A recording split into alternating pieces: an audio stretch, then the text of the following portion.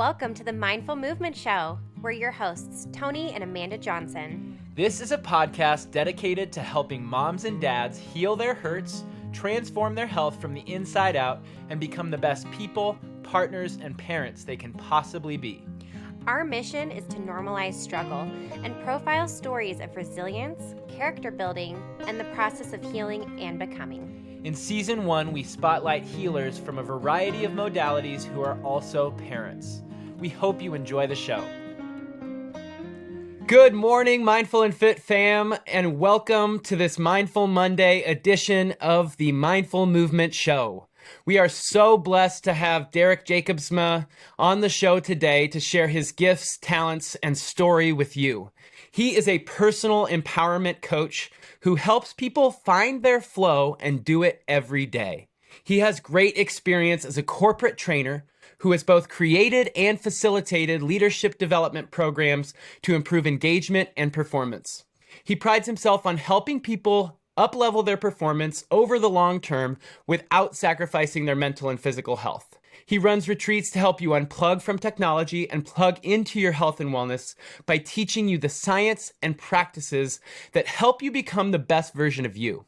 He promotes mindfulness, meditation, breathwork, cold plunges, and other ways to leverage your breath to regulate your physiological and emotional states. He encourages clients to create community and connection, journaling and reflection, and nature walks to remove barriers that might be blocking or holding you back to help you gain a sense of clarity and purpose to know where you want to go. In this episode, we'll discuss his journey of becoming, healing, growth, and resilience. We'll also discuss some of his amazing opportunities ahead and what we might even be able to pursue together to create impact and shine light on the world. Welcome to the Mindful Movement Show, Derek. We're excited to have you. That was awesome. Yeah, how are things going for you this morning? Good. Lovely morning. Good overcast day, which is my favorites in the morning, and hopefully it's sunny in the afternoon. So beautiful morning. You are the second guest so far on Season 1 that comes from America's finest city. Yes. The place where we met, fell in love, both went to school. And I just want you to know that you are very grateful to be able to live in such a beautiful place. Absolutely. Always grateful. And I understand that some of your hobbies down there are beach volleyball, other things. What do you like to do for fun? Yeah, beach volleyball is like usually 2 to 3 times a week. That's usually after work. It's one of the things I always look forward to. And so I have the same crew that I've been playing with for years now, especially during the pandemic when everything was shut down. Being able to have that consistent crew every single week was a blessing. Wow. And then rock climbing. So there's a rock climbing gym, Mesa Rim, and then I live like 2 miles from Mission Trails, and so there's some outdoor climbing stuff there. So that's usually once or twice a week, which is awesome. And for our listeners, Mission Trails is the regional park that's in San Diego that has a number of abundant trails, including the tallest mountain in San Diego County, Cowles Mountain, which we hiked all the time when we lived there. Yeah. So it's a blessing to have you on today. One of our goals is to feature teachers, coaches, and healers who help people optimize their performance, and I think you are a perfect candidate for that.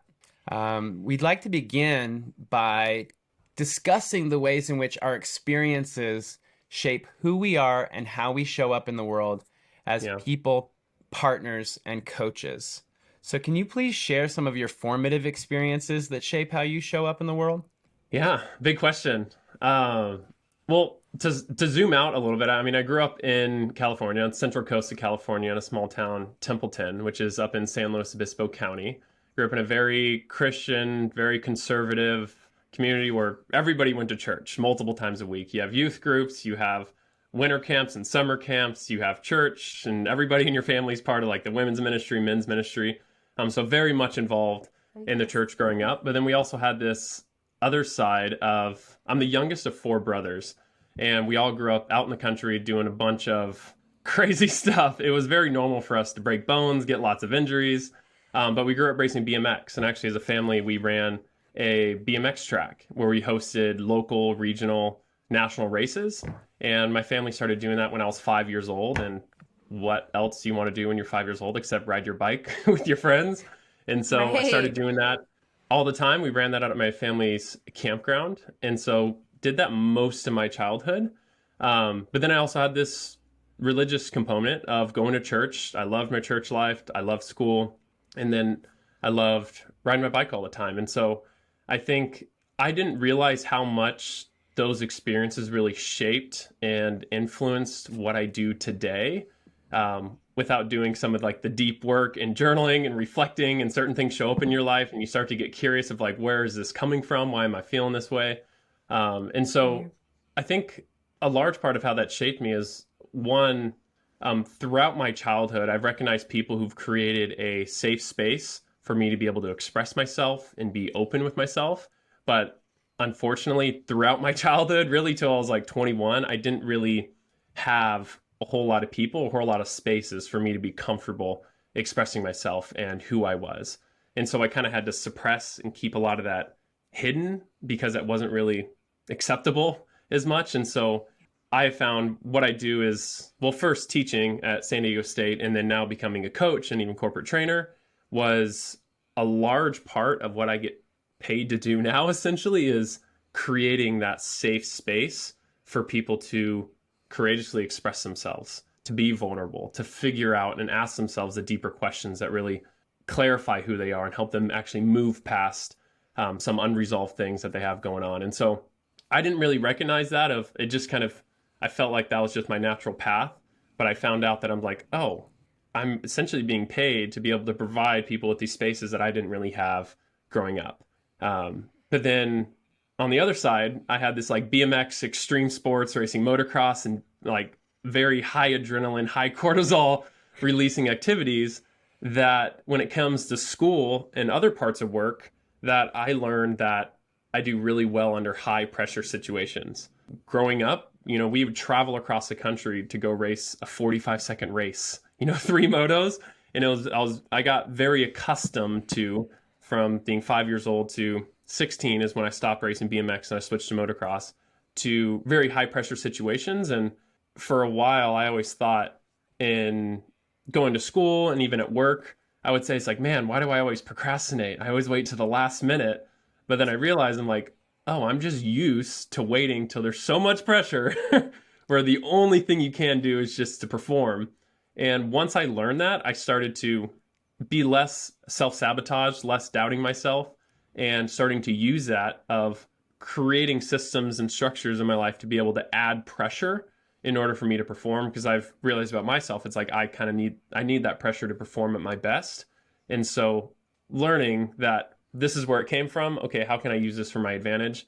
Instead of just being procrastinating, how can I structure my schedule, my days, my projects in a way where it's going to force me to show up and perform and do my best? And so kind of two different parts that have shaped me, but it's things that I think has really helped me sink into what I do now and be excited about it. I love that. Well, and kind of that fits perfectly with our next question. So I know you were talking about how you didn't feel like you necessarily had a safe space as a child. And so I'm curious if you can maybe speak to what it was like for the process of coming out to your family.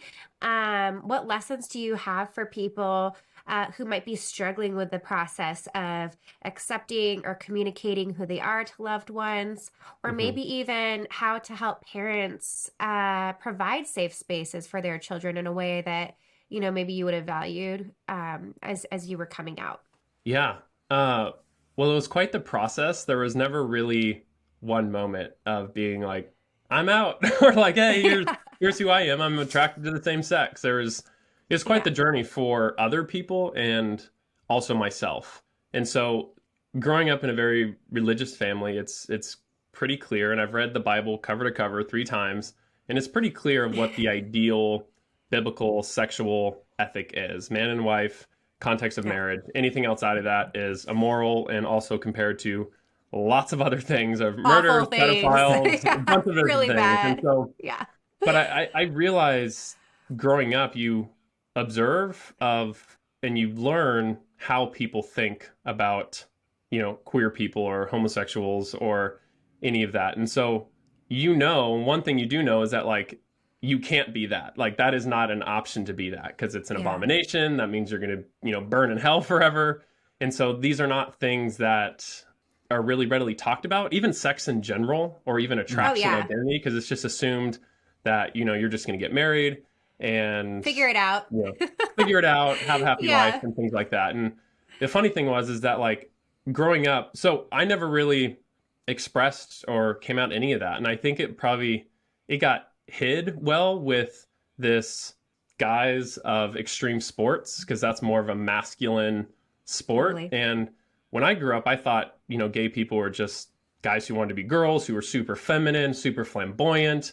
And I was like, that's definitely not me. So I'm like, definitely not gay. And so I didn't really, and I was thinking, I was like, okay, well, I'll get married to a woman. And, I realized that I definitely don't share the same attraction. When you're going through middle school and high school and all your guy friends and they're all talking about their girls and their attractions and their little flings. And it's like, I know I definitely didn't share that. But for me, I interpreted that. It's like, oh, well, I'm just a good Christian boy. And, I don't struggle with lust. And so I'm just going to save myself Yes. till marriage. And so I didn't really question that too much. So it But it almost wasn't sounds like, just to pause for a second, it almost yeah, sounds like in looking at other queer people, you didn't have an example, like you didn't feel like you looked like them. So you couldn't, like, does that sound fair? Like, because you yeah, didn't have an example of someone who maybe looked like you or was more masculine like you, that then maybe totally. you Well, just, I just okay. I didn't have any exposure. And so in a small town, like there's no gay bars, like it's pretty conservative where even though it's California, a lot of people assume California is just a super like liberal and open state, but it's like when you go more than 20 miles inland from the coast, it's a Yes. very different world. And so I just didn't have any exposure, and the only exposure I did have was in a very negative context. It'd be watching TV with my family, and you know, they often, I feel like, demonize, queer people, that they have this agenda and then they're, you know, trying to groom the children and just all this crazy stuff that I just knew. And when you see that, you have these thoughts and you're thinking, it's like, I definitely, even if I am that, like, nobody can ever know about this. Sure. And so you start to have this, you start to become much more deeply aware of how you express yourself, how you show up, how you talk, how you move, and you become hyper aware to make sure that you never get like found out. Because if you Yeah. do, it could be like the worst thing ever. Like you're gonna get disconnected from your family and Right. disowned from the church, and the list continues. And that's the last thing as a kid you really want. And so it really wasn't till I was 18. So I graduated high school at 16, and then finished up general ed. Went to community college in San Luis Obispo at Cuesta College.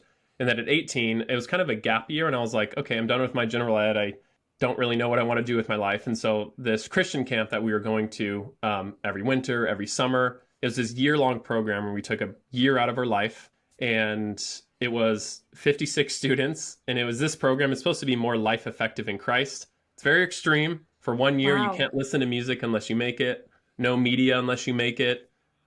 If you're Wow. single, you stay single. You memorize and write out like books of the Bible. But on the other side, we also get to go to trips like Israel and Dominican Republic and Okay. Mexico. And we get to do a bunch of positions and try on things that we might want to be. Like, for instance, I want to be a dentist. I got to go to Dominican Republic for a couple weeks, work in a dental office. And I realized quickly I don't want to be a dentist.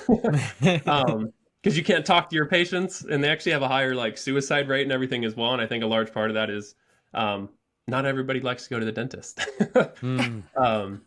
But Yeah. I remember specifically when I went up into this program, I'm around all new people who don't know me. And I feel like when you get to meet strangers, you get to kind of try on a new version of yourself.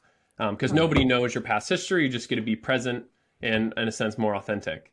And so I remember the date, and I'll never forget it. It's September 27th, 2010. We had this big, great room in this building. And I was just leaning against the couch on the ground, and just like tears started just rolling down my face. And a large part of that was like, I knew that I had these very different lives. Like I had my church friends, I love my friends. But then that summer going up into that program, I had some hookups and flings of people I found on Craigslist, because there was no Okay. other really avenue to meet anybody. Mhm. And like, I Yeah. was always on Craigslist doing buying, selling, and trading vehicles and things like that. And so that was really the only outlet. And I had some hookups and flings that nobody knew about. And that was just a couple months leading up into the program. And so I was sitting there in the great room, and I'm like, tears rolling down my face, and just my two worlds colliding. I'm like, I'm a fraud. Nobody really knows the real me, so on and so forth. And then I couldn't even get words out, and people started surrounding me, and they're like, are you okay? Like, what's going on? And I'm just like, I couldn't even get words out because it was just my worlds were just colliding, and it was just raw, pure emotion, just like slouched over, full of shame, full of guilt. And then our RD, our resident director for the guys side, there's one girl RD and guy RD, one for all the guys. There's 28 of us. And he gets down, and it was one of the best things he could have done to get me out of that situation, because I was like, I couldn't move my body physically. I was just like, I don't know. I just covered in shame and guilt. And so he puts his hand on my shoulder, and he's like, whatever's on your heart, you have to get this off. Follow me to my office now, and we'll get through this. And so immediately, as soon as he said that, I just like spring up. I like power walk to his office, and then like he follows me in there. And so from there, and long story short, because it's really been like a 10-year journey. That night was the first night that I even shared hearing my own voice say that I had anything to do, that I had any kind of attraction to the same sex. And he was the first person to be able to share that too. But this whole time, and really for the next 3 years, I shared it with a few different people in that program. Nobody else really knew what was going on. There was, of course, a lot of questions like, what was going on? Like, are you okay? And like, I couldn't share this because it's like, and it took me probably 2 hours to just even hear my own voice say, because there was so much shame, so much guilt. Nobody could ever know the real me. And in the next 5 months, I ended up sharing it with my mom, my brothers, and then my dad was the last one, which I didn't really want to share with them, but my family felt like this is a big secret that we have to let him know. We can't keep this from your dad. But I never really had an emotional connection with my dad. It was always work, school, and that was about it. There was never any kind of emotional conversations, and I don't think he really earned the right to kind of hear my story, but it was always in the context of confession. I was never in the context of, this is who I am. Celebration, even. Yeah. That's celebration. Really interesting. It was more of a confessing. It's like, hey, I hooked up with some guys in this previous summer. I know this is wrong. I couldn't even say that I was attracted to the same sex. I was just, this is a phase. This is just a fluke. This is just, I'm sorry. I'm not going to do this again.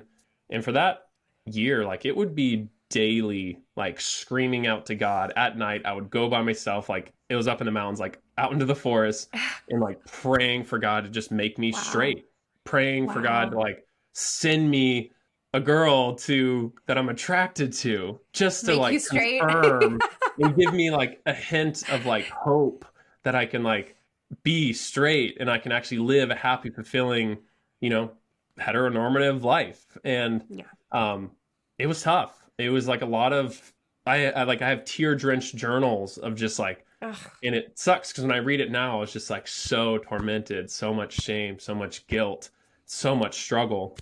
And it took probably 5 years until I really I always struggle with the identity of being gay, because I still feel like I think sometimes having an identity like being gay can be liberating for a while, because you have certainty about who you are and you can kind of give this identity to the world, but it can also be constraining at times, and suppressing kind of the full expansion of who you are.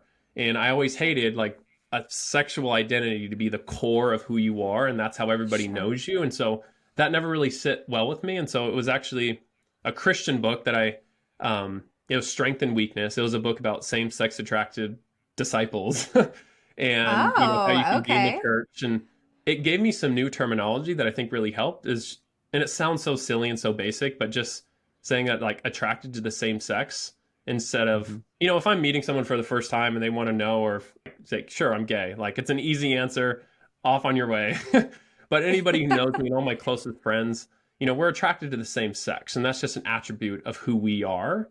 It's not the core of who we are. And so even just that terminology distinction, I don't know if it just felt right and more congruent with who I am. And so, but it really took 5 years to really start removing some of that shame and that guilt. And it's not so much of confession and realizing, no, this is just a part of who I am. This is not something I chose. And, in retrospect, hindsight's 2020. And so you can see little moments through childhood and puberty that you're like, okay, yeah, I was definitely, this has started long before. I just had no opportunity to express it. This was, Yeah. since I was a child, there's always been a kind of a natural affinity towards and attraction to the same sex. And it took a long time to, I guess, unravel some of that shame and guilt to, yeah, just be happy with where I'm at, despite the consequences, the real consequences with family, Yeah. friends, the church, and Yeah. things like that. And so, yeah, And I want to first honor the quality of your storytelling. It is vivid. It is clear that you've been reflective, that these moments not only shape you, but they don't own you, that you're able to honor your memory and your experience, but use it as a teaching moment for acceptance and people to create space for themselves to be who they are in their yeah, full complexity, and not just be absolutely. limited to social norms or how Labels. people want to put people into Yeah. boxes.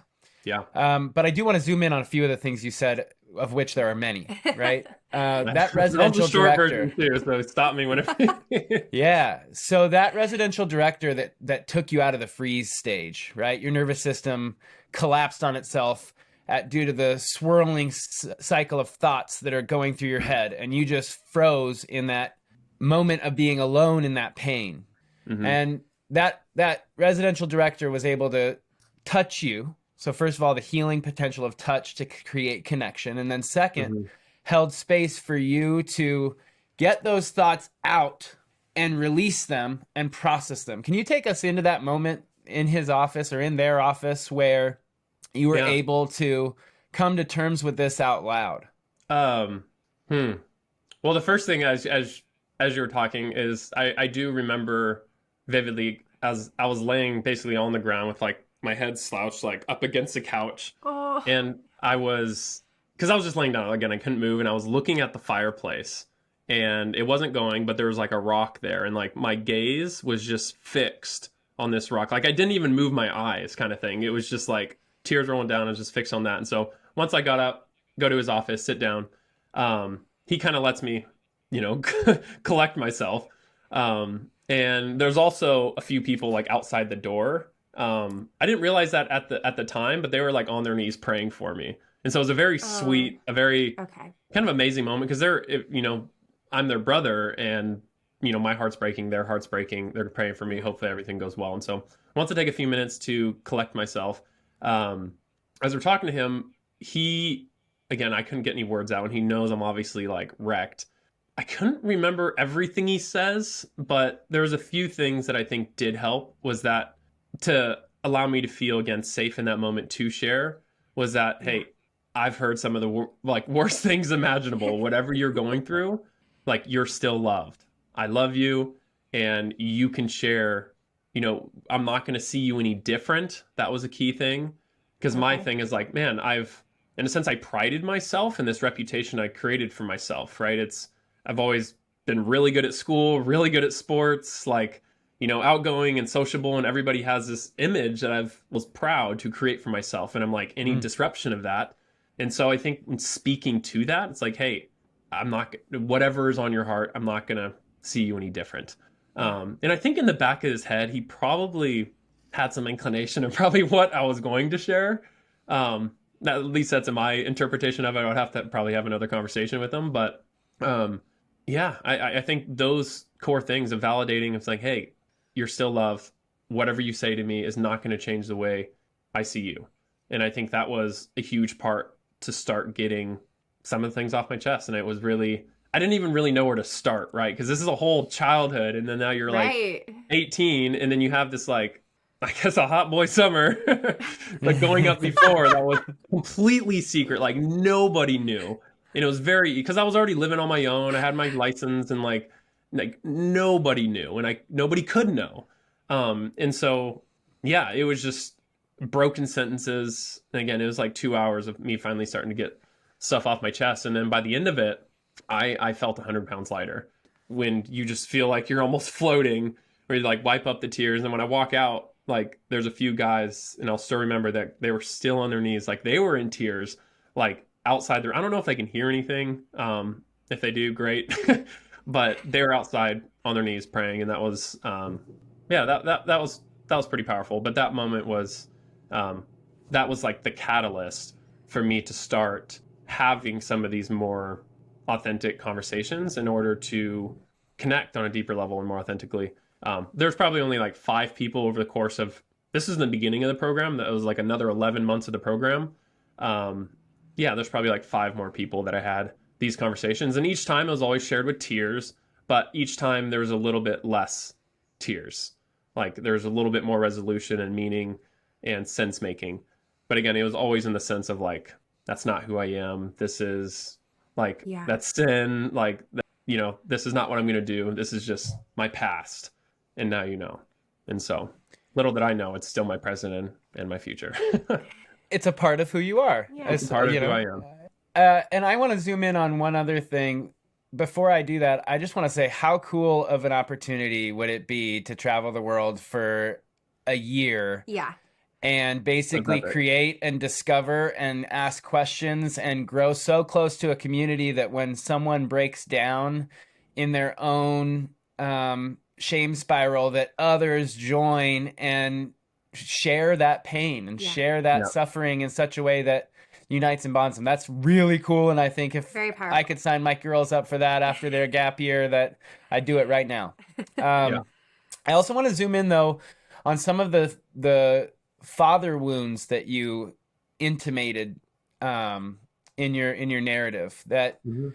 you used the phrase, "I'm not sure I felt like my dad deserved to hear my story," and that you didn't Yeah. have really an emotional connection with him. That's something we both share Yeah. in our own unique ways. But I want you to unpack for me, like maybe the moment where you decided to share what was going through your head and through your body, and also what it was like for you to have to confess something that you knew you had grown closer in acceptance with, right? Yeah. Um, well, it wasn't really my decision to share with him. Okay. It first started off with my mom, and this was actually, again, it wasn't really an ultimatum. Like, I love the program that I did, but there was definitely some ideals that they're trying to like influence you towards. But one of the things was like basically when I went home, I had to tell my mom when I went home because we'd go home on trips like Thanksgiving, Christmas, and this was it wasn't Thanksgiving. It was the time before that. Maybe it's Labor Day or no, I don't know. Sometime we went home for a weekend, like in October or something. And I waited till the very last minute of the weekend. We were home for 3 days, and literally the last 10 minutes before we're about to get in the car and go, because I'm like, this is gonna wreck my mom's world and her perception of her, like, you know, perfect little boy. And so, again, the pride that I had in the image that I've created for myself and the reputation we've had really stems from my family. My dad and my parents are very intentional about like the reputation and the image that we have of our name, of who we are as people, how people talk about us, so on and so forth. And so I knew this would shatter my mom. And so once I shared it with her, again, an act of confession, just like, hey, I just want to confess some things that happened, you know, over the, you know, and again, filled with tears. And once it actually like sank in, she didn't really fully think it was, I don't know, real. She's like, you're gonna have to like stay here and we're gonna have to like figure this out like with your dad and like things like that. And I'm like, if it wasn't for this program, you wouldn't know anything. So I gotta go. And it was just like basically it was like a 5-10 minute conversation. I was like, I gotta go. Bye. Okay, bye. Like, I couldn't sit there and talk it out because it was, I don't know. I didn't really know how to explain it really myself. I was like, this is what I did. I know it's bad, but I'm going back up here to continue to work on myself. And so, then it goes to my brothers on Thanksgiving. We were in the car. My brother shares something super vulnerable, and then he just sees me tearing up. And he's like, man, you really connected with my story. But little did he know, it's like my own things that's coming up. And so you can't really hide your tears and emotion. People are going to ask. Ended up sharing it with them. Thanksgiving to December, the family kind of starts talking, my brothers and my mom, and like this big secret that we can't hold this back from your dad. We can't keep this secret from your dad, blah, blah, blah. And so I go home for Christmas. My dad's birthday is 2 days after Christmas on the 27th. And we're sitting at the breakfast table. And I think I'm leaving the next day. And you kind of look for those opportunities to like sit down with somebody and share. But up until that point, it's always come very natural. Like if I'm with somebody and they've when I say earn the right, they've created the space for me to feel comfortable enough to share something that might be uncomfortable for them to hear. And with my dad, we never really have really had those personal, emotional like conversations. It's always been about work and discipline and work ethic and money and that stuff. Like that's it. And so I didn't want this to be like the first time we have any kind of emotional conversation. And so it kind of went. I was sitting at the breakfast table and I knew this was going to be the time because I think it was my mom was like, we have to share with your father. Basically, she was like, so Rex, honey, I think, Derek has something to share with you.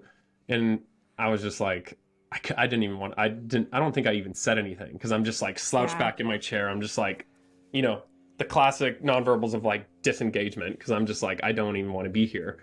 And basically my mom shares like what I've basically done. And it starts to hit my dad a little bit and like he's starting to register. And then I would basically confirm with my mom is like, is this right? Is this true? Or my dad said, it was like, is this true? And I'm like, yeah, like mumbling under my voice. Cause again, I didn't want to share anything. And so once it hits my dad, so that wasn't really my choice. It was kind of like the family outing me, I guess, but not really outing. Cause I was like, it was more, I don't know, bringing up my dirt at that time and sharing it with my dad. And so, but that time was pretty intense because once it hit my dad, I've never seen my dad cry up into that moment. The only time I saw my dad shed a tear was when his dad died. It was like a few years before that. Prior to that, my parents hid their emotion from us. Like if they would have an argument, if they would anything, they would just hide their emotion. You deal with that in private. And so Wow. once it like registered with my dad that, this is all true, he started like uncontrollably just like bawling and crying. And then because of that, my brothers have never seen my dad cry. And my mom rarely sees my dad cry. My dad will cry in public when he's giving like a speech or something, but it's more of like a funny cry. It's not so much like a sad cry, but this is the first time we've ever seen my dad really cry. I'm sitting there just stone cold emotionless. Like I'm just like, I don't want to be here. And because of my dad crying, it caused my other brothers to start tearing up and crying. And my mom was like tearing up and crying. And I'm just standing there just like this, stone cold, emotionless person. And then my dad gives me a hug and he's just like bawling on my shoulder, like my shoulder's getting wet from his tears. And then the rest of the time's a little bit, I feel like, blurry after that to where must have been 20, 30 minutes. My dad couldn't get out any words. Like I don't know, kind of what I went through like previously, like he couldn't get words out or doesn't really know what to say because I feel like his world of me is being shattered right now. And so he ends up, I don't know what the attachment style is. Maybe it's like detached style, but he ends up packing a bag and he's going out to the car and he just wants to kind of go away for like a day just to process and think. He doesn't process well with other people, especially family. Avoidant. Avoidant attachment is what it's called. Avoidant attachment. Wow. And so my mom actually goes out there and gets him to stop, like, honey, you need to stay here, like, be here, blah, blah, blah. I think my dad ends up still leaving, goes to work. I would say that's my dad's probably safe place is just go to work. He's, been there his whole life and he has his office in town. So I think he went there. A few hours later, he calls me and says, whatever you have planned later today, cancel it and meet me in the RV. And I'm like, okay.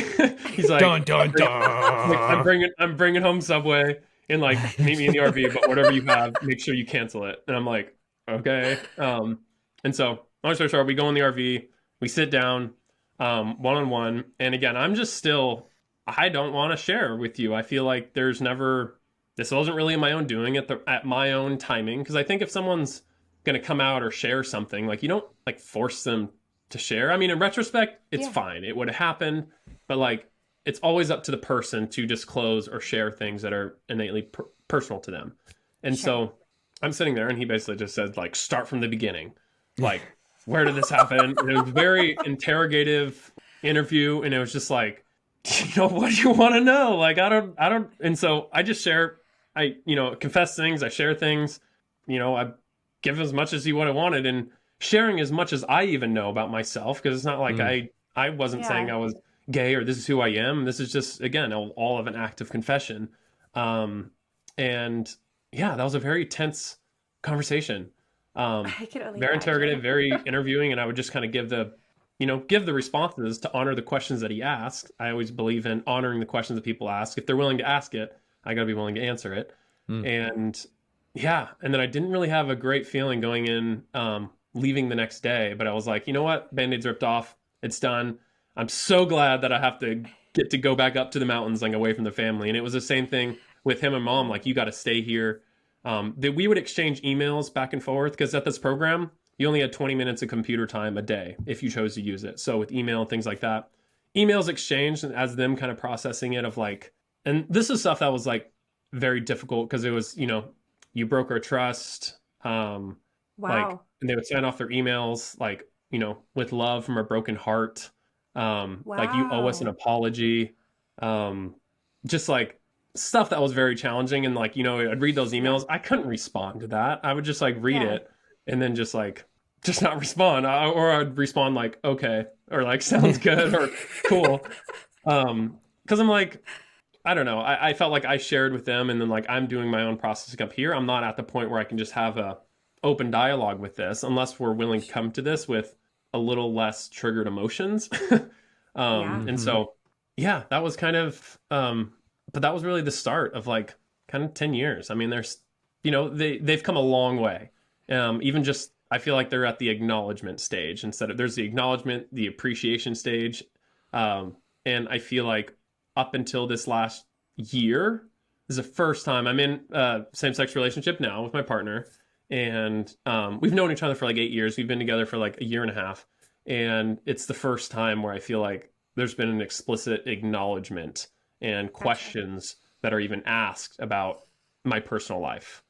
So it's been close to over 10 years, 10, 11 years. And those changes do take a lot of time and a lot of intention and a lot of trial and error, Yeah. because something I want to speak to for any parents that are listening is sometimes our best intentions can play out in really problematic ways, and we have to be Sure. able to be willing to be open to look in the mirror and to Yeah. acknowledge the needs of our child, even if they're an adult child, right? And to hear them out and to create that space. Because what I heard is a family who's so loving and connected, who may have been focused on appearance to the outside world and internalize some of that judgment that might come about from living in a small town and a Christian values. And it took time to be able Yeah. to reach the point of acknowledgement and acceptance and appreciation.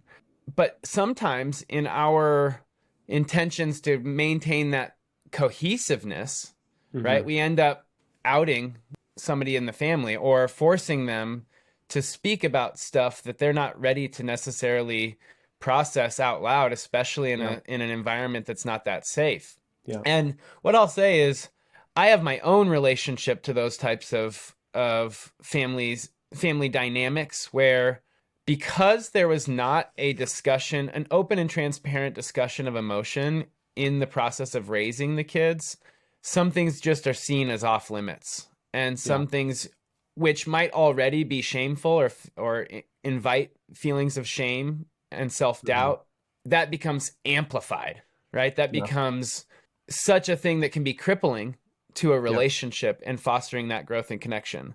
So you've Yeah. spoken to a gap in 10 years where they've now reached sort of an acceptance stage. I want to highlight a moment in time where you and I actually got to know one another, which was Yeah. at the communication master's program at San Diego State. So it would have been 2016. Hmm. Um, Something that I just learned is that you had an encounter or a reality that came to your awareness that shook your sense of self and shook your understanding of life and death. So I want to give you Yeah. space to share how that moment, what that moment was, and how that moment affects how you perceive things like time, purpose, and legacy. Totally. And before I answer that one, I do want to say with my family, I love my family Yeah.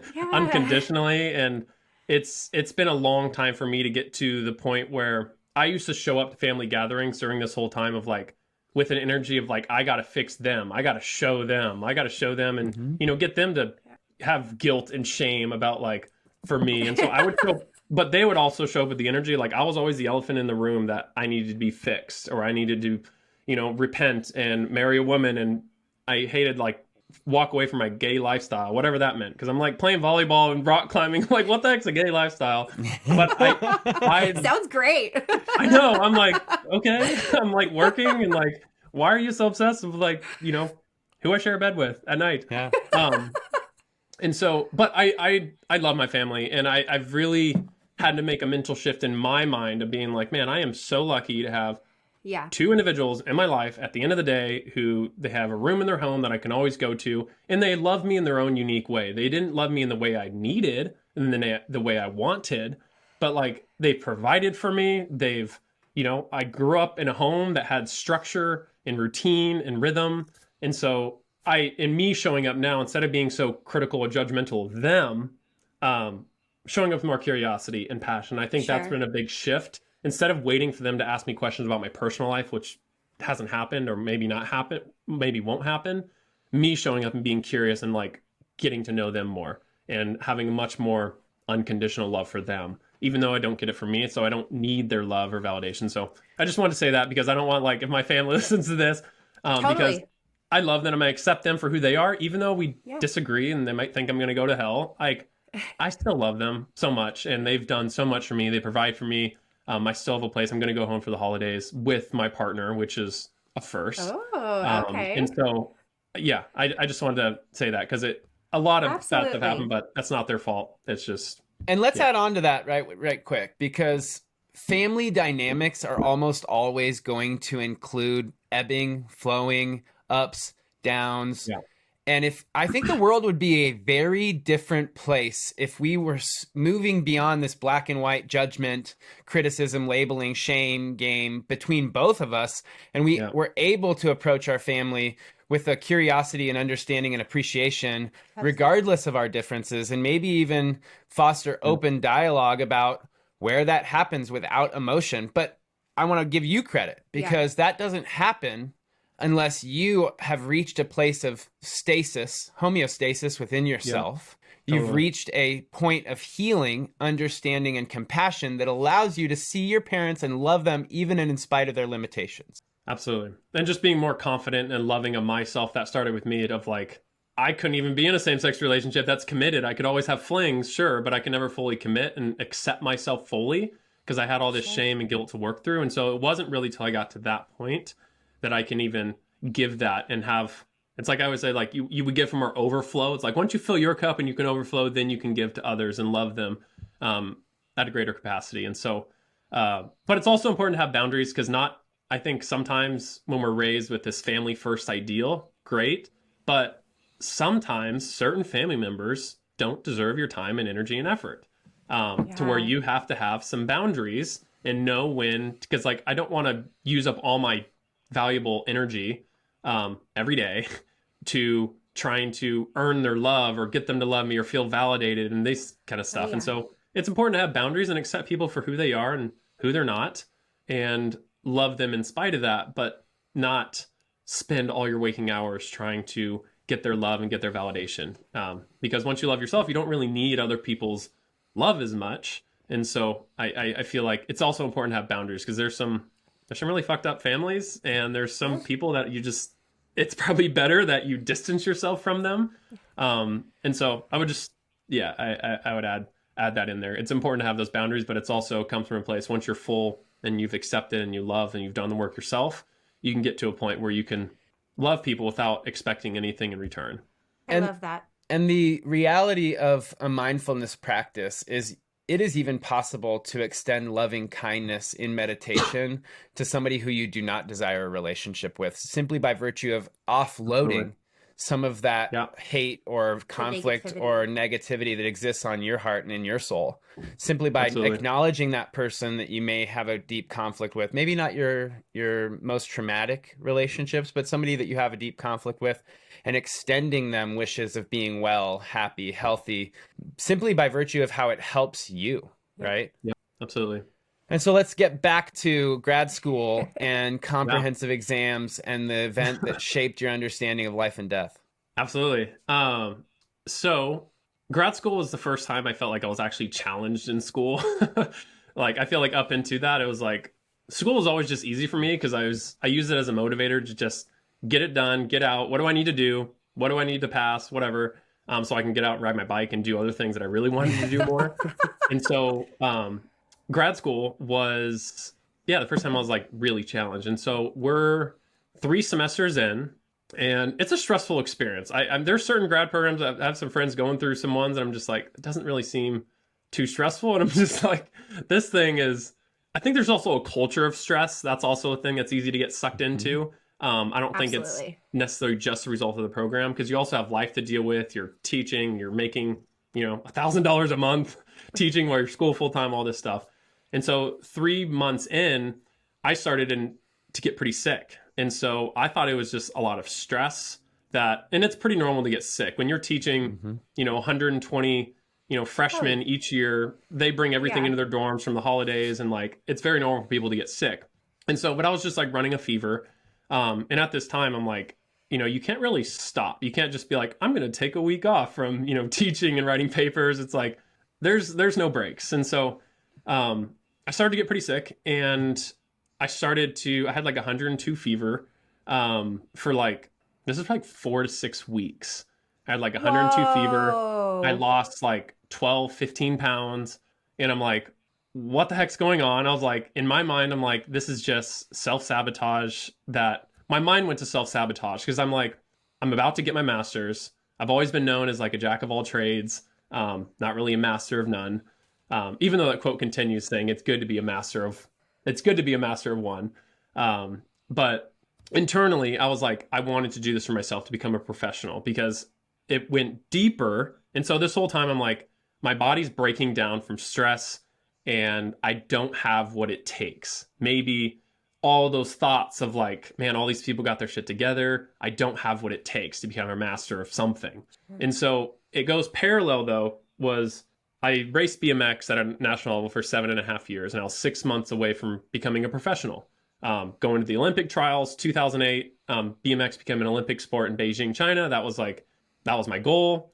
I ended up quitting BMX, and a large part was the religious thing. I was going to races on Saturday and Sunday, and my dad wanted me to come home to races on Sunday. And so there was this conflict of like, I'm missing church on Sunday because I'm out racing, and my mom would be Wow. traveling with me. They wanted to support me in this. So I felt like I was this like wedge between the family of like, or my parents, because they wanted to support me, but they also want me to go to church. What's more important? And so I ended up quitting like 6 months before that would have been my career. And then in school, I'm 7.5 years into school at this point, almost to the date, which is crazy, Wow. but also not at the same time. And so my body's breaking down. I'm like, I don't have what it's in me. I'm not going to become a professional or master of anything.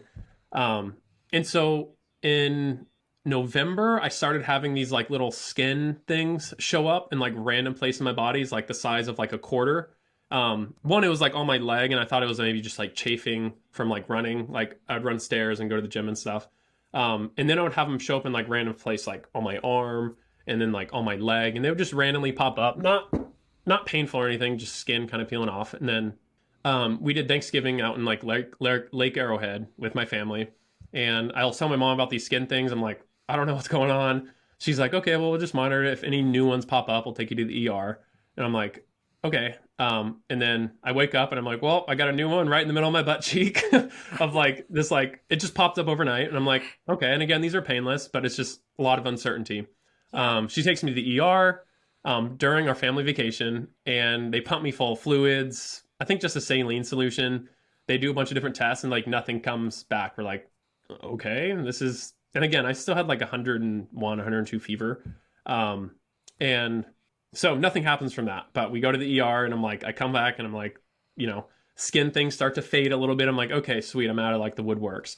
We go through December. In meantime, I actually had to get 2 uncompletes in my graduate seminars. I could have turned in Oh, the paper wow. and passed the class, but in my own pride, I'm like, I only want to turn something in that I'm proud of. And especially in this program, because you respect the hell out of like it was the director of our program, and I admired him to the utmost as like a mentor and somebody. I'm like, man, it was Bill Snavely. Mm-hmm. And so I had his class, and I was like, I can't complete my paper. I can turn this in and maybe get a C or B. And so I just got incompletes in both my classes because I couldn't focus for more than 10 to 15 minutes without my brain like hurting. And I was Wow. really sensitive to light and all this stuff. And so that's a problem in grad school when you can't focus for more than like 15, 20 minutes at a time. Oh yeah. And I lost 10, 15 pounds, which I'm already like a thin guy. And so that's a lot. My pants and clothes and stuff weren't fitting. And then fast forward to, we go to Christmas break.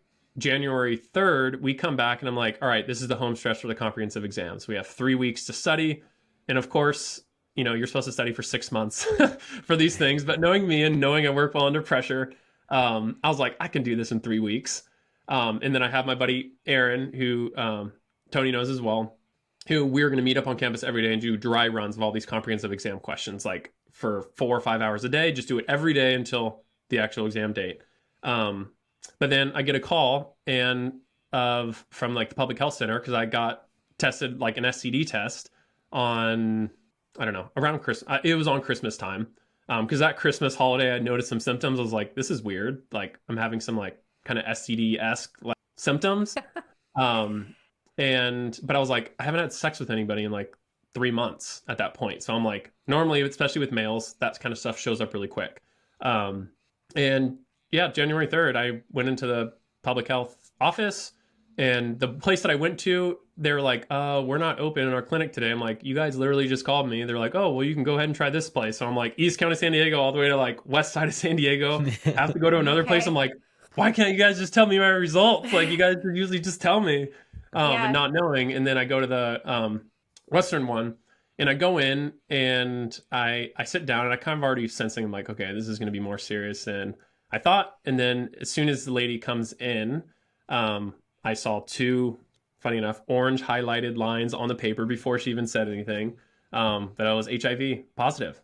And so immediately though, which is wild, is that at that moment, like physiologically, I just felt like, I feel like my body was so tense that I just like released all tension. And I felt just like peace and just clarity. Because for 3 months, I went to one doctor even before the ER. I thought it was strep. I go to the ER, like I have no idea what's going wrong with me. It's stress. It's, you know, the self-sabotage, the self-doubt. I don't have it in me. And as soon as I found out and I had clarity and certainty about what it is, I was like, oh, like it wasn't me. Like I have a legit reason why I couldn't focus. I have a legit reason why like I look like this frail human being right now. Yeah. Well then, and it was a funny interaction though with the nurse because you know I can only imagine stepping in her shoes. That's not a fun job to go in and tell somebody like, Yeah. oh, you have human immunodeficiency virus, and but I felt like I was almost her kind of. I was like counseling her. I was like, it's totally good, and like that, and it didn't really. It didn't really. I didn't say it was good. Like I was just like, Okay. I didn't know anything at this moment about HIV at all. I was just in the moment. I was like, at least I know it wasn't, because I felt like the self-sabotage and self-doubt and the was way worse, and the uncertainty is pain. And now that I had like a legit reason why I couldn't focus, I was like, to me, that just gave, in the immediate moment, it gave me just this big kind of like relief. Relief. Yeah. Probably But then validation, even like there really was something, you know? yeah, because so many people would ask me questions about what's going on, like, are you okay, what's this, and I'm like, and when you go to the ER and they can't even tell you, again, they didn't run all the right tests. But it was within a few minutes that I'm like, start asking like the real questions. I'm like, what does this mean? Like, I'm still insured in my parents, and I definitely can't let them know because I was 25 at the time, or 26. No, I was 25. And I couldn't let them know because I'm like, you know, I got shit to do. I got comprehensive exams in like 2 weeks. And so from that appointment, I got a caseworker. She ends up getting me qualified for Medi-Cal since we were making, you know, very little income in the grad program. And at this time too, so I immediately go to my car, and anybody that I had any kind of physical like interaction with, or intimate interaction with in the last 6 months, I just called them. I was just like, I went to my car. Actually, the moment I got to my car, I broke down. That was my breakdown moment. I just Yeah. like, I broke down for like 2-3 minutes, and then I was like, I just start calling. I called like 4 people who I had interactions with. I'm like, hey, this happened, blah, blah, blah. Boom, boom, boom, boom, boom. Had to get it done. And then I call Aaron, who I'm supposed to be doing the study, dry runs through. And I told him, this is what happened. And then it just started becoming, I don't know, there's like this huge shift in me, because when people start asking you the questions that they ask you every day about like, oh, how's it going? We say, good, fine, like all this stuff. That question, all of a sudden, it's like I heard it for the first time when people are like, oh, how's it going? I'm like, well, I just found out I had HIV like an hour ago. But Yeah. I think I'm doing good. I got to go study for my comprehensive exams. Like I feel healthier than I was. Like I was on the mend. Like I felt like healthy at that point, because the seroconversion when you're young is very bad. That's when your body, similar to like COVID or any virus, and the virus first enters your body uses your immune system to just do everything it can to fight it, and then you have a bunch of crazy symptoms. And so it was very bad for me, but I felt much better than I did the previous months. But now I just have this virus that's inside my body, like killing my immune system. And so every conversation that happened multiple times a day, like I would tell people, it's like, well, just found out I had HIV. And I wouldn't really think like too much of it, but that was very heavy for Sure. people to hear. Like I'd tell my Yeah. brother, and then I'd be like, all right, gotta go. Like, and he's just like, they're freaking out. And then I start getting a bunch of texts from people like, are you okay? What does this mean? Blah, blah, blah. And I honestly didn't know. In my mind, I was like, I think I might die in 10 years. Best case scenario. So I'm like, in my mind, I'm like dead at 35. Like, but I wouldn't, the great thing was like, I wouldn't dwell on that at all. And again, all the stuff that I was raised with HIV, it's like the justified death sentence. Like it's the gay disease, like that they're getting what, even there's people today that still believe that, even though more straight Yeah. people have it than gay people, which is crazy, that a lot of people just don't know. And it's still a very real thing. And, but I didn't know that the medication, you could become undetectable, all that Yeah. stuff. I was just like, I might be dead and, get really sick. I might enjoy a good 5 years and 5 years of being sick if it goes to like AIDS, any of that stuff.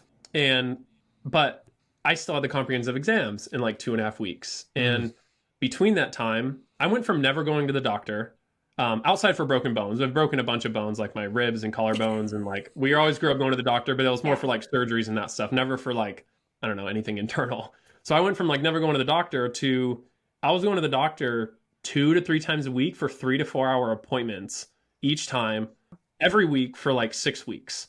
And I don't know why I had to be that many times, but you would get a ton of lab reports. You're seeing one doctor to the next one. You're getting poked and prodded and measured and Yeah. everything.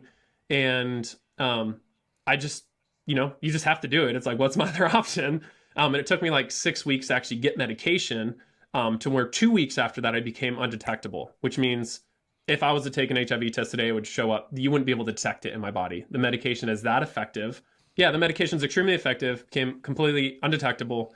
From that moment to the comprehensive exams, one of the things I was having to do is like, if I kept thinking about the future, right, I'd be anxious, I'd be freaked out. And, Yeah. that was a moment where I became so immersed and so engaged in the present that like, if I'm going to have this phone call, I'm going to boom, boom, boom, boom, boom. And then to study for the dry runs for the comprehensive exams, because like, I was like, there's no way in hell that I'm not graduating. And this is literally determines if you graduate or not. And thankfully I came across, it's actually tattooed on my wrist, and I got this 2 days after I found out on January 3rd of 2017, flow. It says it on my Oh, wrist. And I came across this work in the science from Mahai Csikszentmihalyi, the concept of flow, the concept of full engagement, full immersion, getting energized by the process of doing something, to where you block out all other things. And for any athlete too, they always know the concept of being in the zone, being in a flow state. But it can very well be applied to really anything you do. And so for sure. me, it's one of the things is removing all distractions and being fully engaged in what you're doing at the task at hand. And so for me, I had to, because you have a bunch of people texting you, I'm worried about you. What's going on? Like, are you okay? They want to know. And so I would just leave my phone in my car, so I just wouldn't have to deal with it. Okay. Bless Yeah. everybody else's heart, because they were genuinely worried. And like, I appreciate that. But I was like, I'm passing these comprehensive exams. And so we did a bunch of different dry runs, and going through the process, there's like the in-house, the take-home, the defense, and that stuff. Me and Aaron, actually Tony was the first one to pass through. And then Aaron and I, like, I think we were one of the few that we didn't actually have to redo any portion, like the in-house, the take-home, and the defense. And like one of the feedback that I got even from the defense, and it was from Patricia up there, she was such a big influence during this whole time because I was very transparent and honest about everything I was going through with her. She was somebody who created the space for me to share anything and everything. She connected me with people who were part of the HIV caucus and HIV studies, and I can just like process it through emails back and forth and just be like brutally honest and raw in these emails of what I was feeling. And that was huge for me. But through that moment of the 2.5 weeks, I like was able to pass with flying colors. Patricia up there said it was one of the best ones that she had. I was like, that's a toot my own horn, but that was one of my most proud moments because I was like, I actually, with intentional focus and being immersed in the present moment and fully engaged with what you're doing, it showed me what I was capable of in 2 weeks. Yeah. I was like, holy crap. And then I also had 2 papers from the previous semester. So I'm doing 4 seminar papers. We have more students than ever in this semester, and ended up pulling an all-nighter on the day before graduation to get these things done. But it was double the amount of papers, and it was intense. But with that focus and intention and being fully engaged in the present moment in the task at hand, it just shrunk down time, and I was able to get stuff I need to get done. And so I think that's the main story. But in terms of like the intentionality, every day I'd look in my mirror and, your mind starts doing some funky things where you're just like, there's this like random virus thing in my body, like trying to kill me. And like, it's just this weird relationship with death because you look in the mirror, and even though I knew the medication was effective, there's still a part down you. I was like, I got 10 years left. Like that's my brother's age. And does my life look the way I want it to look? Or if nothing changes in my life, like what's that default future waiting for me in 10 years? The friends, the career, the accomplishments, any of that stuff.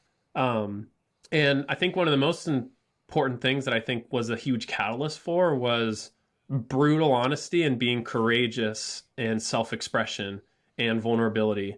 I think coming out, I think anybody who's had to go through that process, you kind of build up the muscle and the resilience of like courageous self-disclosure.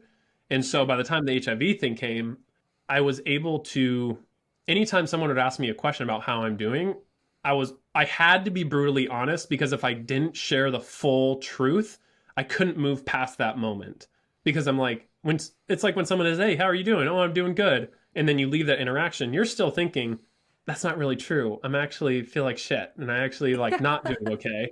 And you're no longer, you're bringing the past into your present moments because you could have just been honest, move past it, and you go to the next one. And so with the HIV thing, it got to the point like probably 2 years later, like I'm able to share this in front of my class and my students, of sharing this.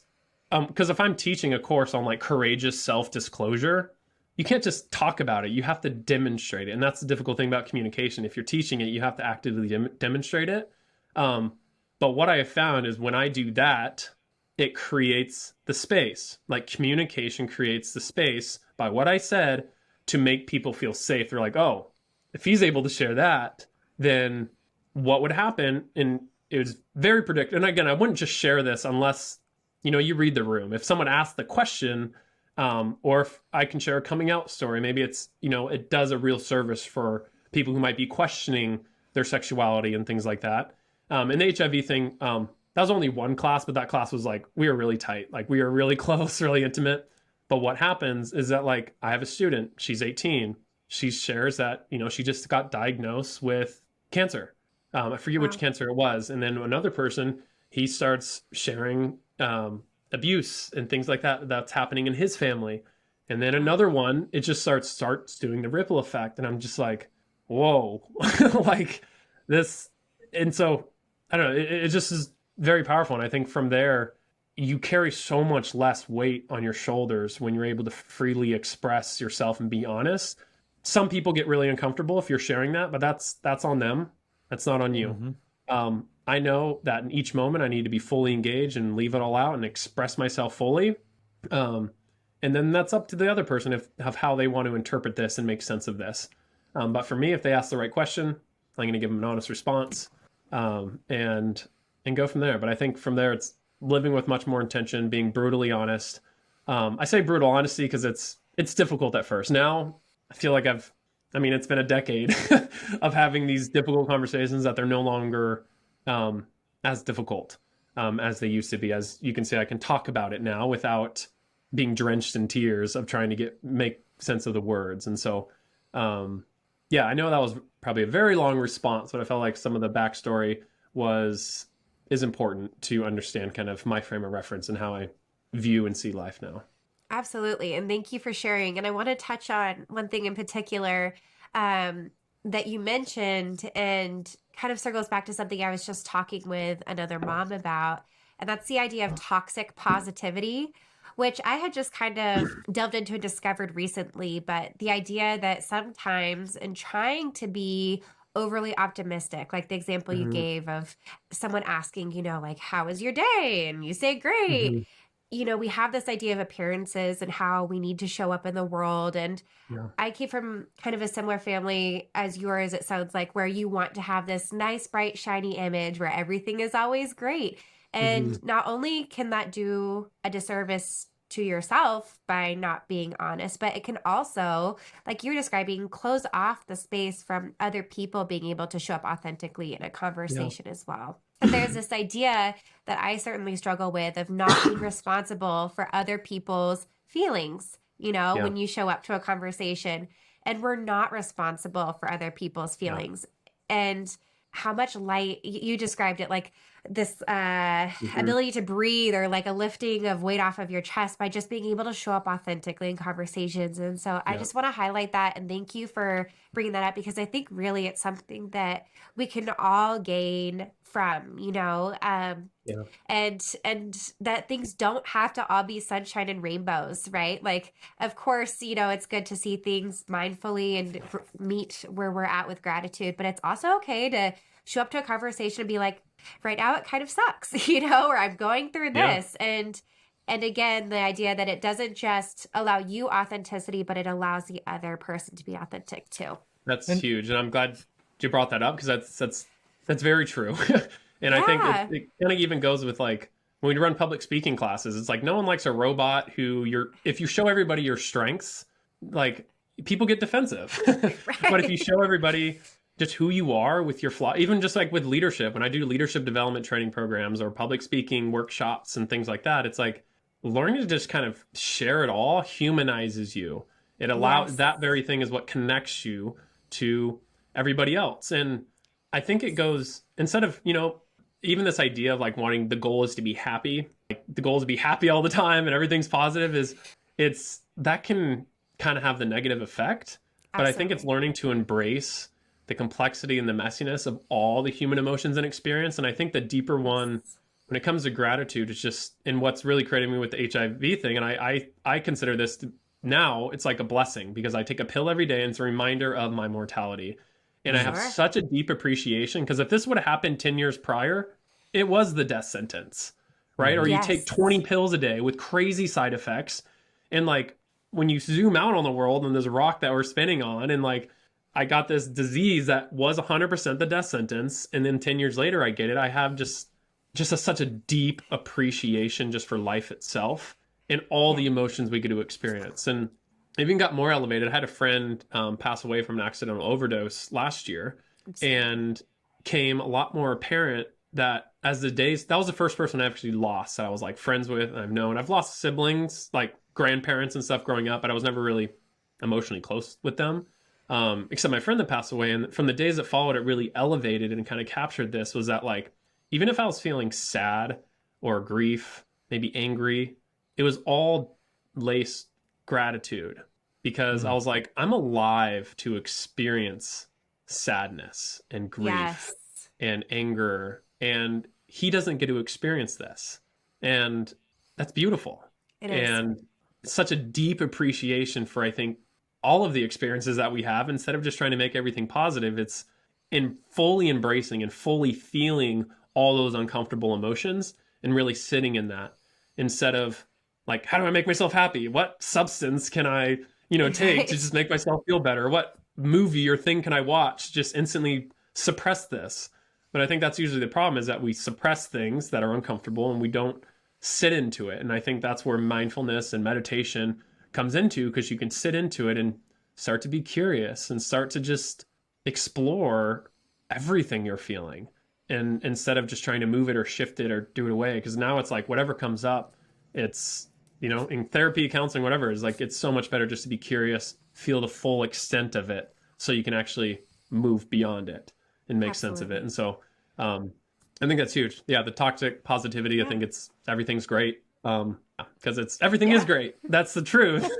But it's in all of its full catastrophe. There's a reason why John Kabat-Zinn's book that introduced mindfulness to the West is called Total Catastrophe Living, which is that the full range of our human experience requires us and almost necessitates us to sit with our complex emotions, and that we often have so many physical sensations and emotions at the same time. And the more we can sit, the more we can become aware, and the less we judge and react, the more we can be attuned to ourself and to the people in our external environment. And the thing I want to applaud about what you said is a lot of people can take that reaction, that test result, seeing those two orange highlighted lines, as an invitation to self-sabotage, to go into a pain cave and stay 100%. there. Yeah. And a lot of people do. A lot of people do. Yeah. And I'm not putting that down either. I'm in fact trying to use your story as inspiration for anyone who's sitting in that cave thinking that their diagnosis or that their situation is permanent, that there is another option, right? That they can open their mind and heart to finding flow, to being in the moment, to removing distractions, to sitting with how they're feeling. And I think, as we're transitioning from some of your kind of personal story to what you do as a coach, I want to talk about the ways in which mindfulness and journaling are important practices for people to invite into their life, and how you would advise someone who has no experience with either of these two things to begin. Yeah. Well, I think, we're always making sense of our environment. We're always making sense of moments and conversations and interactions. We're always making sense of the past, the future. And the beautiful thing is that we can change those meanings anytime we want. And I think even with the HIV thing, it's like I attach a very intentional meaning.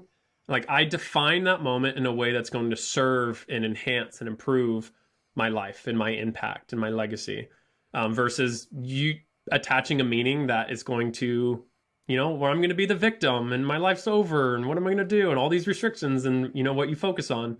But when it comes to journaling and writing through that moment was huge.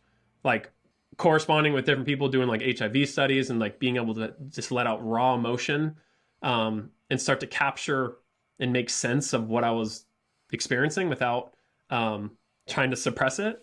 And so I think with journaling is one of the ways that it's the only way, really. Handwriting stuff is gets it out of your head, it gets onto paper, and it makes it real. So you can literally observe your thoughts. You can literally observe kind of the narrative that's unfolding. And so I think if someone's earlier on in their personal development journey in healing, whether it's from trauma or some unresolved past, is start capturing some of the biggest defining moments in your life. I look at certain moments in like middle school, high school, at certain ages and certain dates and times where has had a significant impact on my life. And for a while, I didn't really take the time to put a story to those defining moments and what they meant to me and how they influence and impact the way I'm showing up today and right now. And so I think and that was a large part of our grad program, which is why it's so difficult, because you have to unpack your past. Like one of the assignments I remember was like, write your shadow story, like write out the story you don't want to write. Like, wow. That's not easy to do, but it's so necessary to do in order for you to like dive in and process all those things that are subconsciously influencing the way you show up in the world. But now you can be much more conscious of how those things are going to influence. Like you get more in the driver's seat. But when it comes to journaling on a regular basis and mindfulness, I always bring it back to gratitude. It's writing about the things you're grateful for. in writing, grateful for in the moment, grateful for in the past. I think that always puts you in the best frame of reference. And then the other parts is what helped me with journaling was the process of write as if I'm just going to throw it in the trash. Because sometimes Mm-hmm. when I'm writing for my future self to read it later, or if like I'm writing, like in my mind, I'm like, what if I die and someone finds my journals? Is the case because my friend that passed away, it's like we cleaned out his place, like every nook and cranny of his life. It's like we're cleaning out, and it is very real. Yeah. Um, to where, yeah, if you're journaling, write as if you're going to throw it in the trash. Just start writing. You have to push past that resistance, and once you start going down like a half a page, you're off to the races. And don't have any kind of limit to it. Don't be like, oh, I'm going to write 5 pages. I'm going to write a page. Just get in the practice of writing and journaling, at least writing down some bits of your thoughts each day. And then writing through goals, visions. I think just getting in the practice of writing everything down by hand. I think it's another thing that was never really created as a habit until the grad program when I saw how important that was. And how appreciative I am now that I can read through my journal entries from 2010 when I was 18, 19, like going through Totally. these big defining moments, and I can read through it. I'm like, it becomes that much more powerful. And And something so, I didn't learn until fairly recently is that it's okay in your stream of consciousness as you're writing to say, I can't think of anything to write right now while you're thinking and processing and coming up with things to write about, right? Because yeah, part of journaling is just releasing, it's almost doing that data dump from your yeah, brain onto paper. And it's not for the purposes of crafting this wonderful masterpiece, it's for the purpose of creating space in your yeah, mind and in your body so that you're not 100%. ruminating and fixating. The show is called the Yeah, Mindful Movements Show, and I know that yeah. you are a practitioner of mindful movement, but I want you to speak specifically to the ways in which breath to movement exercise, being outdoors in nature, and maybe even sources of hermetic stress like cold plunges have helped you create a closer, more intimate relationship with your body, process real life events and struggle, etc. Yeah. Well, I think starting at the beginning of the pandemic became a lot more apparent because I've always been an outdoorsy person. And up until that point, I would always like meditate out of necessity. Like if I'm about to go on stage and I'm super stressed, or going on a big race and I close my eyes and, you visualize and, you control your breathing, that kind of stuff. But I never knew any kind of science behind it or anything really. And so when it came time for the pandemic, the company I was working with at the time, 200 employees when whole COVID thing happened, was 200 employees had to be transitioned to just full time work from home. We were full time in the office, and then within a week, we're like full time at home, and nobody knew Yeah.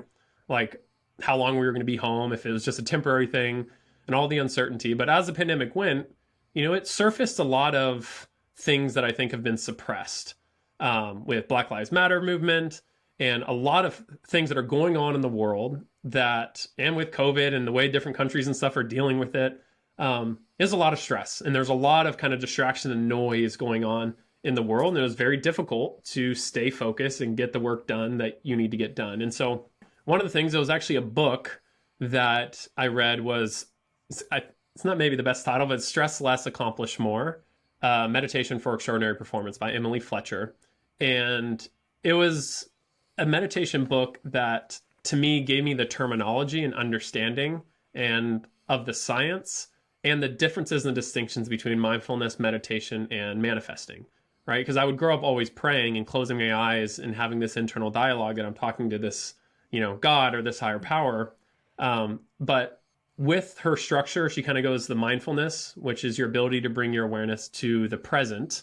So engaging with all your senses, your smell, taste, touch, breath, all that's mindfulness. And then meditation is really anchoring your thoughts into one thing. So the ability to focus your mind onto one thing or a mantra or something like that.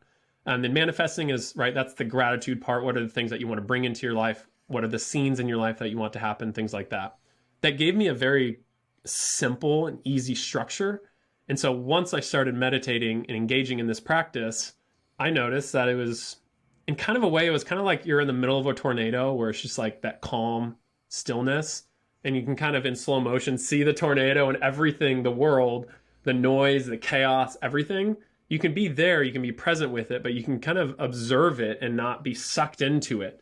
Because it's, being deeply empathetic, it's like, I do care. I want to get involved, but it's like you can't change everything all the time, all at Yeah. once. And so you have to center yourself. You have to be re-engaged with, what do you smell? What do you taste? What do you hear? How do you feel? And so that started a catalyst of reading every book and every article I can get my hands on about sciences and practices of breath work. What's the difference between nasal inhale and exhale? Breathing in through your mouth and out through your mouth, the depth, Yes. the breadth, the frequency, the repetition of your breath, posture, your senses. And so reading everything I can get my hands on, and I started incorporating that into my corporate training for employee wellness and performance, because a lot of these things is really going to influence how you're going to show up and how you're going to perform at work. And there's a lot of things that I did with sports, like to be able to perform at a high level, was things I just did kind of intuitively. But once I was able to deconstruct it and understand the science of why it worked and how can I replicate what works, that just became, especially during the pandemic, I was never really a frequent meditator, but that I just had a better relationship with my mind. I started to crave and look forward to, like, since we didn't commute to work anymore, I would just go on a walk around the neighborhood, listening to a podcast or turning on transparency mode on like my AirPods. And then like it like amplifies the sounds out from everywhere.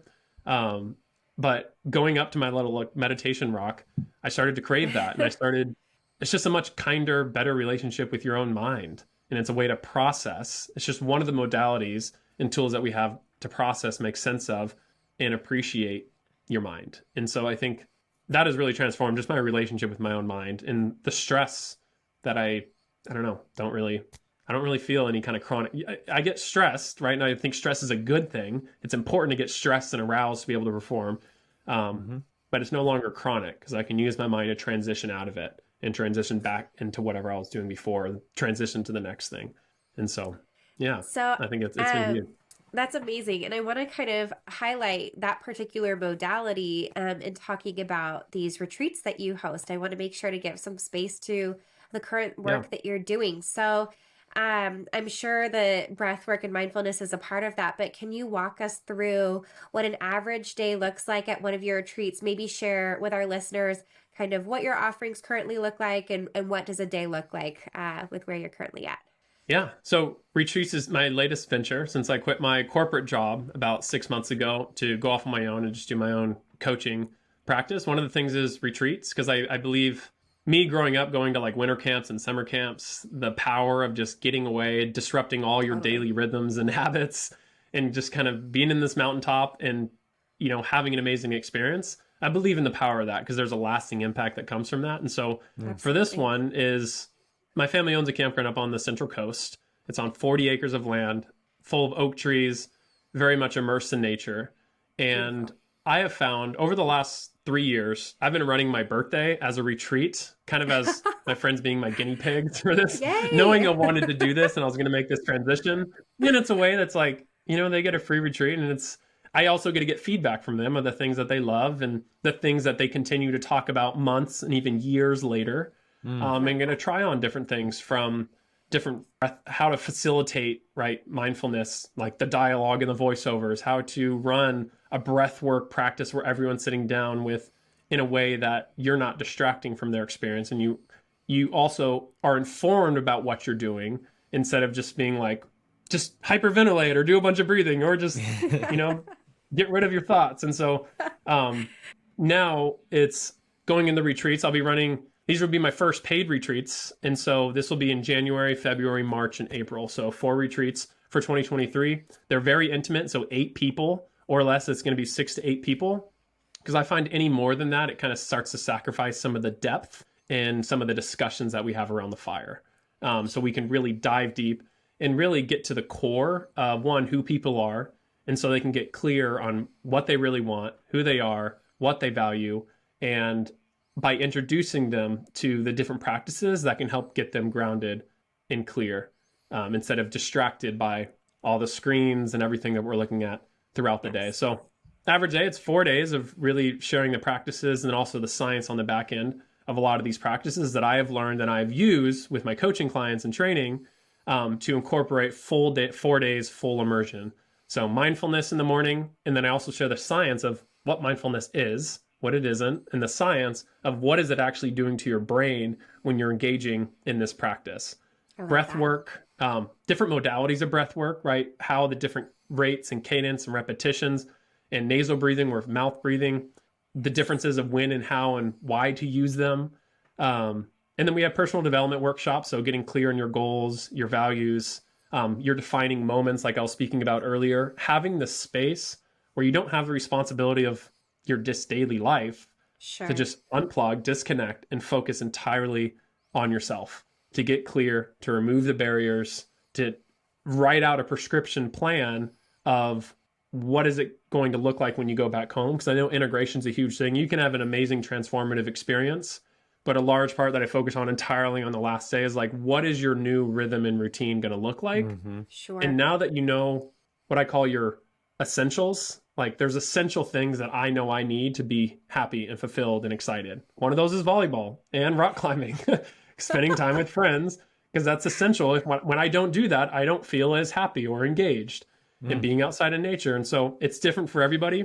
I just create the space and facilitate workshops and experiences to get people to be clear on that, so they can write out what their new rhythm and routine is and their schedule and how they're going to stay accountable to living in alignment or in congruence with the best of who they are. And so I think most people just don't take the time to pause, recalibrate, reevaluate in the context of other people who are doing the same thing, and then going back home and kind of running to the races or running the program, running the software Yeah. that we just developed. And I want to applaud a couple of things that you just mentioned. Number one, how important it is if people are in survival mode right now, meaning that they are emotionally engaged, that they are drained and they're sick and they're tired and they're emotionally reactive, how important it is to unplug and be in community where you feel safe to express and to work through what you're going through, and how beneficial it would be to have a facilitator and a coach who has navigated some of these struggles or similar struggles using these time-honored techniques. And so, number one, how awesome that you create the space for people to do that. Number two, I think when we're talking about the idea of self-development and we're talking about the idea of growth and integration, it's essential to take that time to reflect and to get centered in homeostasis in our bodies, to even have the ability to rethink our schedule, right? I think so many people are so in autopilot, asleep at the wheel, that they are just doing what they've always done, expecting something different, or they're numbing, medicating, running from their emotions and sensations in such a way that leads to withdrawal, isolation, and discomfort. And so if you at all are listening to this and seeing and going, wow, that's some of the things I'm struggling with, I strongly encourage you to reach out to Derek. Absolutely. And before we get to letting our audience know how they can find you, maybe talk about who the retreats are specifically geared toward and or the accommodations that they can expect at the KOA. Yeah, well, I think you captured it well. It's really anybody who feels just that. They feel like they're kind of stuck in the rat race, going through the motions, that, expecting different results by being absorbed into the same routine and same habits. And they're not really feeling clear. They're feeling disconnected from their purpose. They're not feeling motivated.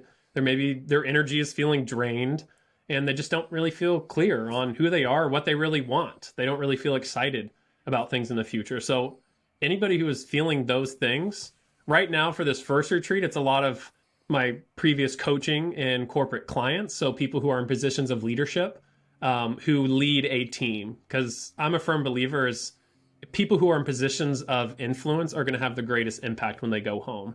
Because one of the things that I always love to ask my clients is, if you adopt these practices, mindfulness, meditation, exercise, eating nutritiously, like who else gets to benefit from you being relentlessly consistent in this habit? And then you start to think, you're like, whoa, I get to be more present with my spouse, my kids. I get to be more inspirational and motivational to, the team that I'm privileged to be able to influence and be in this position of influence. And so anybody who's a leader, but also I do everything through application based. So I have a conversation to make sure it is the right group. the diverse amount of perspectives and everybody comes through. So I don't, cut it off to that many people. I think it once we have a conversation and I share what we're going to be going through, and if I sense that this is really going to make a meaningful impact in their life, and I know that if they come to this experience, it will. If I feel that confidence and they feel great about it and it feels aligned, then I extend the invitation to be able to share the experience together. Something you said just reminded me of a quote from Toni Morrison, and I don't remember the exact quote. I don't want to butcher it, but essentially, I don't know if you've heard it, but it's like, if you have power, your job is to help other people have power. Or if you have, Empower, yeah, right? Or if you're enlightened, your job is to help enlighten other people. And, in the context of parents, but in so many different roles, just the people that you touch, you do have some sort of, especially as a role in parents, you do have, I guess there's a dynamic of power with your children. And if you are, like you're saying, are feeding your body healthy food and giving yourself meditation and practicing gratitude and journaling, your job is to also share those things with other people. And so I think it's 100%. wonderful that you're giving people a space to be able to do that. And not just for corporate executives, but it sounds like for people who are in any position of power, which really could be, moms and dads, parents, people in any type of like work environment. So I think it's wonderful that you're sharing those values. And even with parents too, it's like I a lot of my corporate clients, they have their families and their kids, and oftentimes people feel guilty to take time away for themselves because they feel like, especially being a parent, it's a full-time job. Amen. But we have to learn what we're communicating and demonstrating to the people around us. That are we teaching them to never take time for themselves, to decompress, to meditate, to go read a book, go for a walk. And so it's by doing that, you're actually able to serve and show up in a much more powerful capacity and be there much more intentional and have a greater impact on the people you influence by taking these times, to fill up your cup, because you want to give from your overflow. Yes. You don't want to keep, pouring everything you have on people. You want to make sure you're full so you can overflow in people's 100%. lives. And it's huge. Derek, you are a force of nature and an example of everything that the world needs right now. And I am so glad, I don't want to speak for Amanda, but I'm fairly confident she is too. Absolutely. That we were able to have you on our show today. If our listeners want to follow up, whether to seek one-on-one coaching from you or to attend one of your retreats, how can they get in contact with you? Well, up until this point, everything's been word of mouth. And so right now it's just Instagram and LinkedIn, or Facebook. If people do Facebook, to message me on there. I've been able to do everything through word of mouth, which it kind of simplifies my end to my life. But I am in the process of building out a website. So groundedretreat.com. By the time this airs, that'll be up. And so they can be able to go to there and send in an inquiry. But obviously anybody can send me a message on LinkedIn, Instagram, and things like that. And your handle on Instagram and Facebook is just your first and last name, Derek Jacobsma. Yes, and you're saying it correctly. So good job. Derek Jacobsma. I almost did it. I almost did it. And what I'd like to just say about the relationship that we've established and what I'd like to see moving forward is any of our listeners, you might hear a lot of similarities between what we are practicing and what we're promoting. I just want to let you know that, high tides raise all boats. We might end up collaborating. We might not. But if you're drawn to him and his story, please reach out to him. I'll put his information in the show notes. And I'll also link the book that you recommended, Meditate and Accomplish More. Yes. Okay. Yeah, so I'll link that book and any other ones you'd like me to. But Derek, it's been an absolute pleasure to share this conversation with you. And I want to affirm what you're doing and recommend that you continue to shine and light the world up with your light. Awesome. Thank you so much. Thank you, Derek. Yep. Have a good one. All right. We'll see ya. Wow, what an episode. Thank you for listening. We hope you took some meaningful tools and skills that empower you to become your highest self in every way. We also hope you'll help us spread our messages of solidarity, social support, and consciousness raising by subscribing to our YouTube channel @Mindful and Fit and offering us an honest 5-star review wherever you listen to podcasts. Doing so helps more people hear these important messages of love, healing, and becoming. And as always, much love from the Johnson family. We hope you make today amazing. Just like you.